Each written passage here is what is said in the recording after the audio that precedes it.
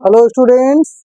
इससे पिछले वीडियो में हमने खाद्य जाल, खाद्य श्रृंखला, ऊर्जा का प्रवाह, ऊर्जा का पिरामिड, जैव आवर्धन, 10% का नियम, कोशी स्तर, इन सब चीज़ों के बारे में पढ़ा था। अब हम इस वीडियो में बाकी के बचे हुए टॉपिक पढ़ेंगे, जो कि अध्याय है हमारा पर्यावरण। ये जीव विज्ञान का अंतिम अध्याय है और इस अध्याय का ये अंतिम वीडियो है। इस वीडियो के बाद कक्षा 10 का जीव विज्ञान पूरी तरह से समाप्त हो जाएगा। तो इसमें हम टॉपिक शुरू करते हैं। तो पहले हम अपशिष्ट पदार्थों के बारे में बात करते हैं। अपशिष्ट पदार्थ जो कहते हैं जो जैव अपशिष्ट हैं, जैसे अपशिष्ट की बात कर लेते हैं। अपशिष्ट पदार्थ, अब जो अपशिष्ट पदार्थ यानी वे पदार्थ होते हैं जो अनावश्यक होते हैं। अब जैसे कि हमने खाना बनाया, तो सब्जी काटा तो सब्जी का जो छिलका है अपशिष्ट को फेंक दिया। फल खाया, फल का छिलका फेंक दिया, अपशिष्ट हो गया। जैसे हमने सामान यूज करके पॉलीथीन को फेंक दिया, वो अपशिष्ट है। मतलब कि वे अनावश्यक वस्तुएं जो हमारे उपयोग में नहीं आती हैं, वो क्या कहलाती हैं? अपशिष्ट पदार्थ कहलाती हैं। तो इन्हीं अपशिष्ट पदार्थ में दो तरह के पदार्थ हैं जो बहुत महत्वपूर्ण हैं। इनसे परीक्षा में बहुत पूछा जाता है। एक होता है जैव निम्नीकरणीय अपशिष्ट पदार्थ।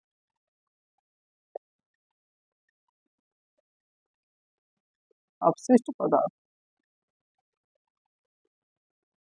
तो जैव निम्नीकरणीय हो गया, और एक होता है अजैव निम्नीकरणीय अपशिष्ट पदार्थ।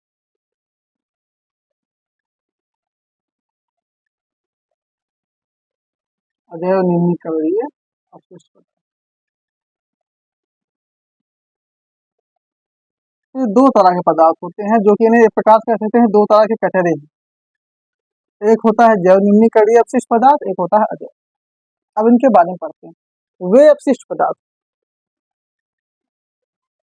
जो कि कुछ समय के बाद समाप्त हो जाते हैं। जैसे उदाहरण के लिए हमने फलों का छिलका, सब्जी का छिलका, ये सब चीजों को हमने मान ली कहीं डाल दिया, फेंक दिया, या फिर सीधी सी बात, इंसान ही मर गया, जानवर मर गया, उसको जमीन में डाल दिया। कुछ समय बाद क्या होते हैं? सड़ गल के खत्म हो जाते हैं। तो वो क्या है? जैव निम्नीकरणीय अपशिष्ट पदार्थ। लेकिन हम पॉलीथीन फेंक दें या फिर कोई धातु फेंक दें, और चाहे जब खो तो देखोगे वैसे मिलेगी, यानी कि वो खत्म नहीं हुई। तो वे अपशिष्ट पदार्थ जो कि कुछ समय बाद अपघटित हो जाते हैं, वो जैव निम्नीकरणीय अपशिष्ट पदार्थ कहलाते हैं। लेकिन वे अपशिष्ट पदार्थ जिनका अपघटन नहीं हो पाता है, वे अजैव निम्नीकरणीय अपशिष्ट पदार्थ कहलाते हैं। तो अजैव में सबसे बदनाम है पॉलीथीन। पॉलीथीन को अगर हम जमीन में दफन कर दें, 10,000 साल बाद भी इसको खोदेंगे तो वो सड़ेगी नहीं। ये पॉलीथीन की क्वालिटी होती है, जो कि बहुत ही हानिकारक चीज है। तो ये बात हम याद रखेंगे कि जैव निम्नीकरणीय अपशिष्ट पदार्थ वे अपशिष्ट पदार्थ हैं जिनका अपघटन किसी न किसी कारण से हो जाता है। लेकिन अजैव निम्नीकरणीय अपशिष्ट पदार्थ वे हैं जिनका अपघटन नहीं हो पाता। जैसे उदाहरण ले लेते हैं फलों के छिलके। ये क्या हो गए? फलों के छिलके, या फिर जीव अंश, जीवों का अंश, मतलब जीव सभी कोई भाग, ऐसा क्या है? जैव निम्नीकरणीय अपशिष्ट पदार्थ। इधर पॉलीथीन ले लिया, पॉलीथीन अजैव निम्नीकरणीय अपशिष्ट पदार्थ है जिसका निम्नीकरण नहीं हो पाता है। और इसके अलावा जैसे धातु के टुकड़े, अब ये सब नहीं सड़ते हैं तो अजैव निम्नीकरणीय कहलाते हैं। तो ये टॉपिक हो गया अपशिष्ट पदार्थ, यानी जो कचरा होता है दो तरह का होता है, एक जो सड़ जाता है, एक नहीं सड़ता। तो जो सड़ जाता है वो तो ठीक है, लेकिन जो नहीं सड़ता है वो बहुत ही हानिकारक है। क्योंकि अगर खेत में है, अब खेत में पॉलीथीन है और सड़ेगा तो है नहीं, तो धीरे धीरे क्या करेगा? खेत में नुकसान करेगा। तो ये तो अपशिष्ट पदार्थ।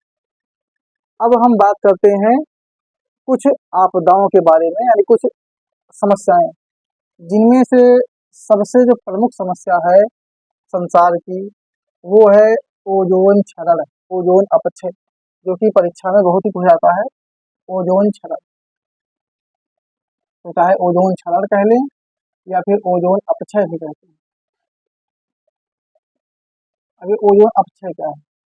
तो ओजोन अपक्षय को समझने के लिए पहले हम ओजोन को समझें। अब जैसे कि हम पृथ्वी पे रह रहे हैं, हमारी पृथ्वी है, यहाँ पे है सूर्य, सन है, ये अर्थ। तो पृथ्वी के ऊपर यहाँ पे क्या है, कई सारी परतें होती हैं। इन्हीं में से एक परत है जिसका नाम है समताप मंडल। समताप मंडल ये परत, जब हवाई जहाज उड़कर ऊपर जाते हैं तो इसी परत में उड़ते रहते हैं। तो समताप मंडल, जो समताप मंडल है वो ओजोन गैसों का मिलकर बना है। ओजोन, इसको कहते हैं ओजोन परत। और ओजोन का सूत्र होता है O3, ऑक्सीजन के 3। ये हम बताएंगे कि पृथ्वी से ऊपर समताप मंडल में ओजोन गैसों की एक मोटी सी परत है। इसी परत को ओजोन परत कहते हैं। अब ओजोन परत क्या है, अगर ये पृथ्वी पे आ जाए तो बहुत ही नुकसानदायक है। यानी इससे बहुत सारी समस्याएं होंगी, जैसे कि कैंसर की समस्या हो जाएंगी, दांत खाल खुजली, बहुत सारी प्रॉब्लम होंगी। तो ओजोन बहुत विषैली गैस होती है, लेकिन वो पृथ्वी पर रहेगी तो समस्या है, पृथ्वी के ऊपर है तो पृथ्वी के लिए वरदान है। कारण क्या है, अब जानते हैं कि सूरज क्या है। सूरज जो है वो धरती से 13 लाख गुना बड़ा है। मतलब कि हमारी जो धरती है वो सूरज का एक बहुत ही छोटा सा टुकड़ा, क्योंकि धरती सूरज से ही बनी है। अब इतना बड़ा सूरज है, तो सूरज से निकलती हैं पराबैंगनी किरणें, जिनको कहते हैं अल्ट्रा वायलेट रेज। पराबैंगनी किरणें, शॉर्टकट में यूवी रेज बोलते हैं, अल्ट्रा वायलेट रेज। अब जो पराबैंगनी किरणें हैं बहुत ही खतरनाक होती हैं। अब पराबैंगनी किरणें अगर ओजोन परत ना हो, डायरेक्टली धरती पे पड़ेंगी तो धरती को बर्बाद कर डालेंगी।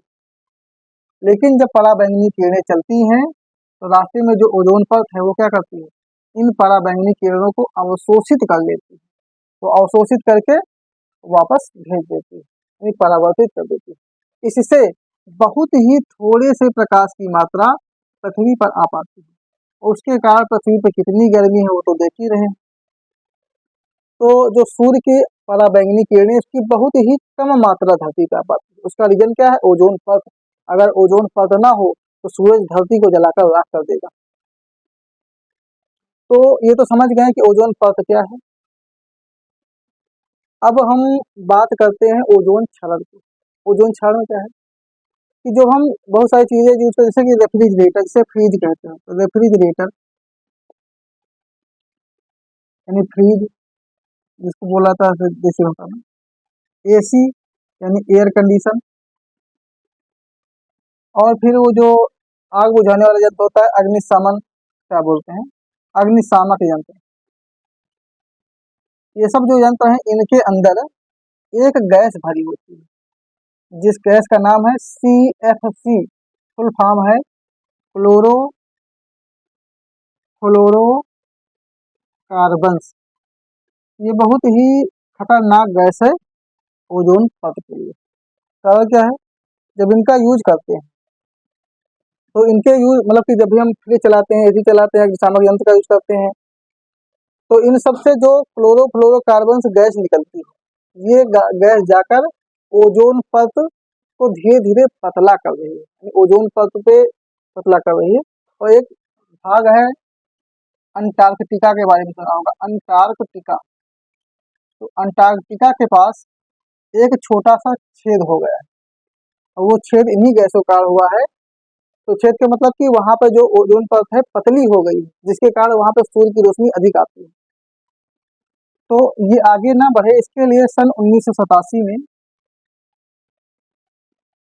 जो यूनाइटेड नेशन यानी संयुक्त राष्ट्र है, तो संयुक्त राष्ट्र ने एक योजना बनाई है, जिसमें सभी देशों ने मिलकर ऐसी कुछ योजना बनाई जिससे कि अब ओजोन गैस को और अधिक नुकसान ना हो, मतलब कि ओजोन परत और अधिक पतली ना हो। इसलिए उन्होंने जो CFC गैस की बनाने की मात्रा है उसको सीमित कर दिया है, ताकि अधिक मात्रा में CFC गैस नहीं बनेगी तो ज़्यादा नुकसान नहीं होगा।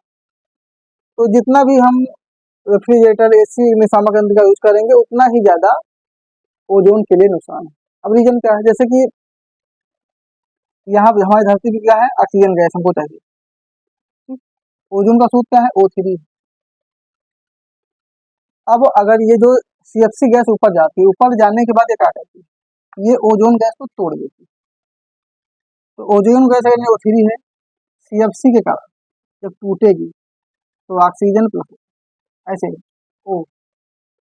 अब क्या हुआ कि ओजोन गैस ऑक्सीजन गैस में टूट गई, तो ये ऑक्सीजन का परमाणु निकल तो निकल गया।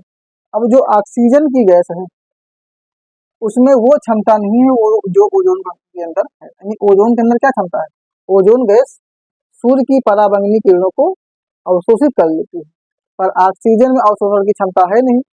तो अगर CFC गैस की मात्रा बार बार ऊपर जाती रहेगी ज्यादा मात्रा में, तो वो ओजोन गैस को रासायनिक अभिक्रिया के द्वारा तोड़कर उसको ऑक्सीजन बनाती रहेगी। तो ऑक्सीजन सूर्य के प्रकाश की अल्ट्रावायलेट रेज को रोक नहीं पाएगा और वो किरणें फिर धरती पे आने लगेंगी और इससे बहुत नुकसान होगा। यानी बहुत सारी समस्या, गर्मी अधिक बढ़ेगी, फिर खुजली, दाद, खाज, कैंसर, सब समस्याएं होंगी और पूरी आ गई तो फिर तो मिट्टी ही जाएगी।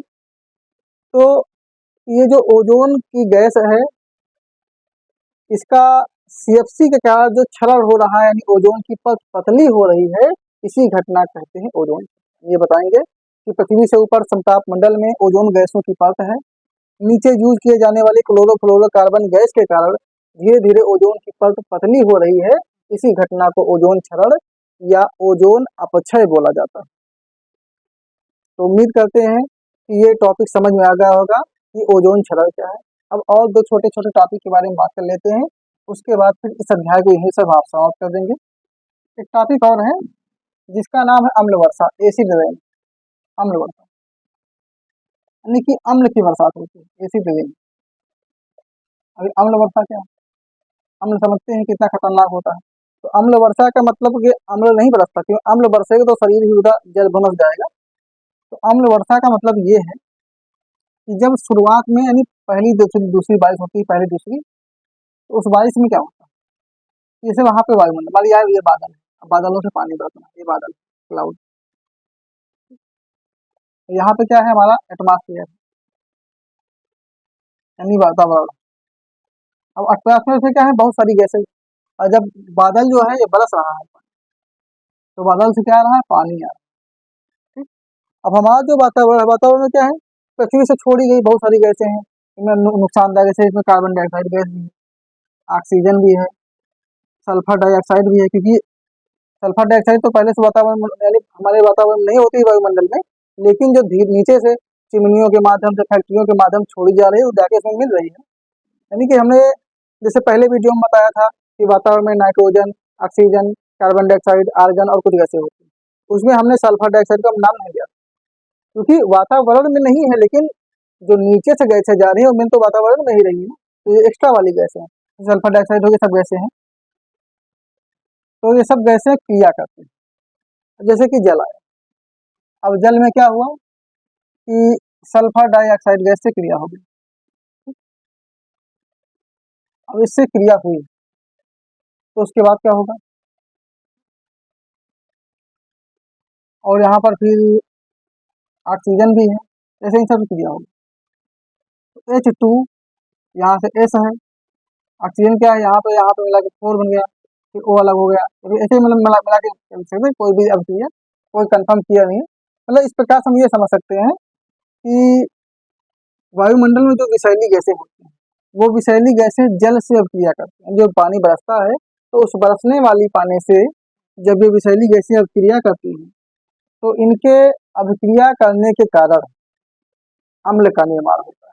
अब इसे किस प्रकार से होता है, जैसे कि जल में हमने भी बताया सल्फर डाइऑक्साइड, इन्होंने क्रिया किया तो क्या बना, H2S, ऑक्सीजन 3 है तो H2SO3 बना।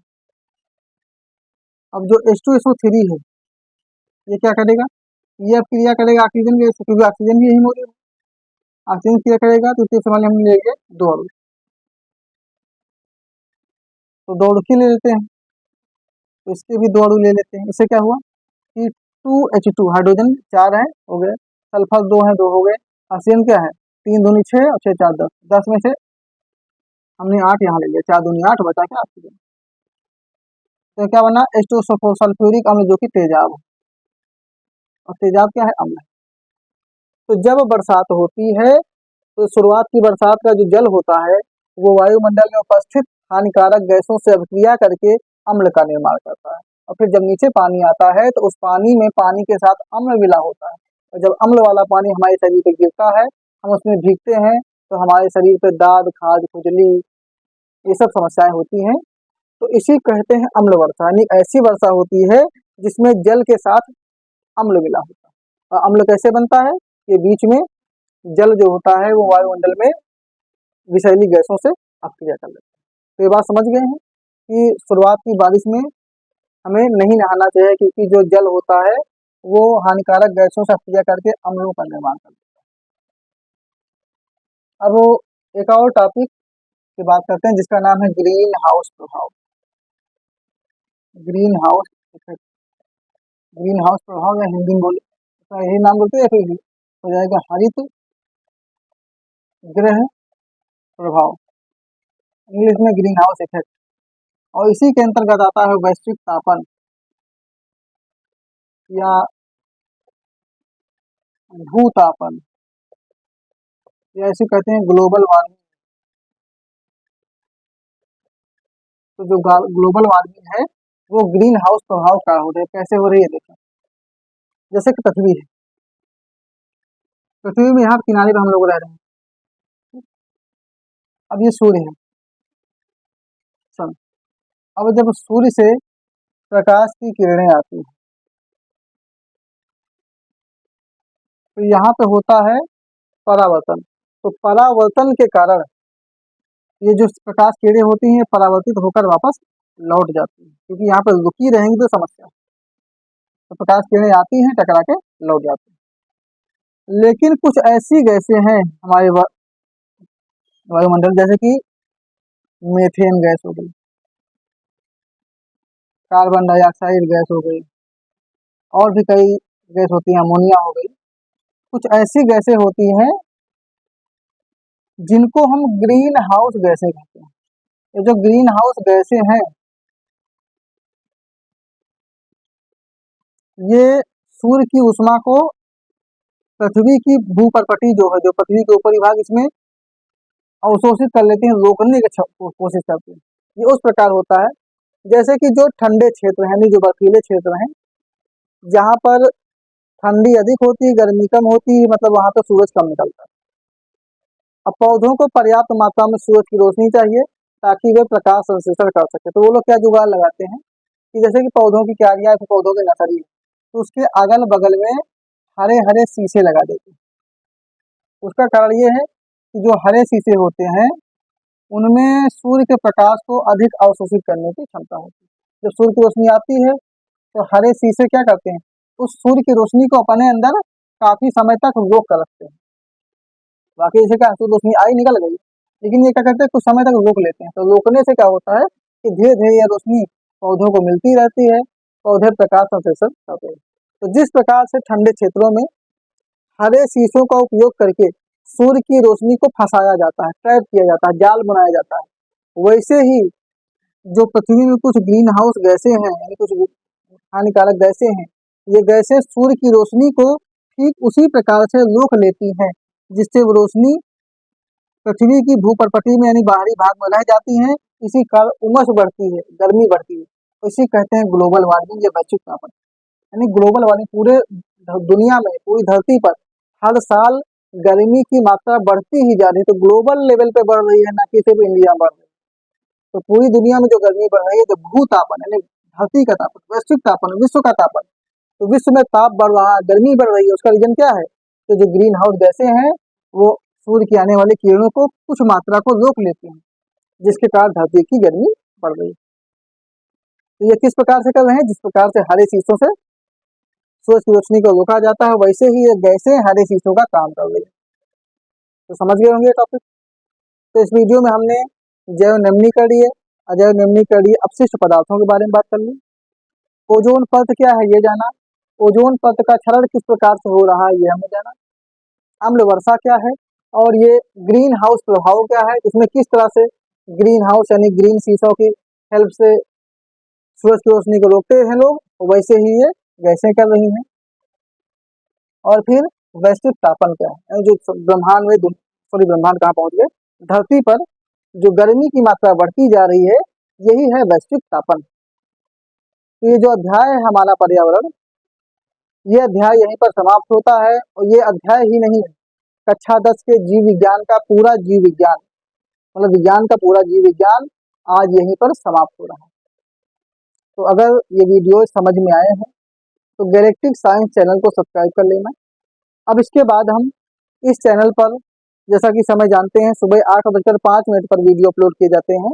अब हम रसायन विज्ञान के वीडियो डालेंगे, और जब रसायन विज्ञान खत्म हो जाएगा तब भौतिक विज्ञान पर जाएंगे, और उसके बाद फिर गणित।